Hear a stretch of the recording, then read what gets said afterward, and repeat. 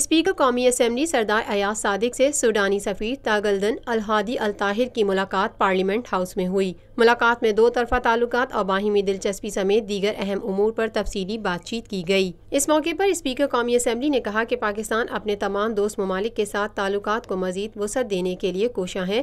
पाकिस्तान इलाकाई तरक्की और माशी इस्तेहकाम के लिए तमाम ममालिक के साथ वसी बुनियादों पर ताउन को फ़रोग़ देना चाहता है।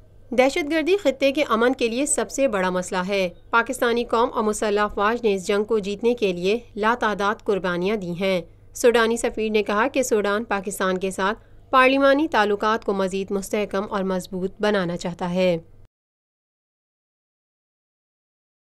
Lotus Lake Towers, a groundbreaking endeavor by Lotus Properties.